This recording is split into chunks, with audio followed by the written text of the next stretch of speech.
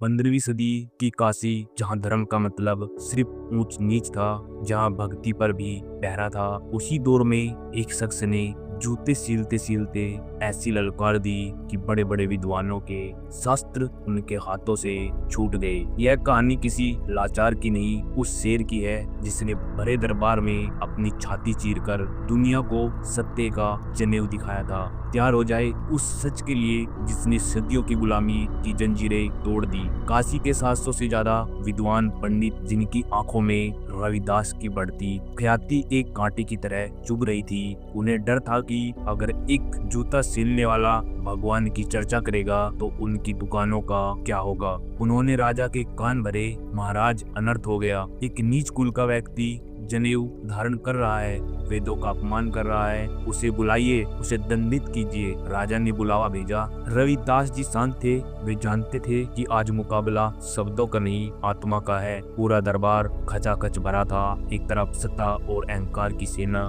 दूसरी तरफ अकेला सत्य। प्रधान पंडित चिल्लाया, रविदास तुम्हारी जरूरत कैसे हुई उस पवित्र धागे को छूने की जो सिर्फ ब्राह्मणों का अधिकार है? तुम अपवित्र हो, तुम्हारा इस पर पाप है। रविदास जी ने उत्तर दिया, पंडित जी, जनेऊ कपास के धागे से नहीं, राम नाम के धागे से बनता है। अगर कर्म ऊंचे हो तो हर इंसान पवित्र है, और अगर मन में मेल हो तो गंगा में नहाने से भी पाप नहीं धुलता। पंडित बौखला गए, हमें ज्ञान मत दो, अगर तुम सच्चे हो तो प्रमाण दिखाओ, वरना मौत के लिए तैयार रहो। सबकी सांसें थमी हुई थी। तभी रविदास जी ने अपनी उंगली से अपनी छाती पर एक लकीर खींची। कोई खून नहीं बहा, कोई चीख नहीं निकली। अचानक उनके शरीर के भीतर से सूरज जैसा तेज फूटा। उनकी खाल के नीचे से सूत का धागा नहीं, बल्कि साक्षात चमकता हुआ स्वर्ण जनेऊ प्रकट हुआ। पूरा दरबार सन्न रह गया। वे पंडित जो उन्हें अछूत कह रहे थे, उस दिव्य प्रकाश के आगे अंधे हो गए। वो स्वर्ण जनेऊ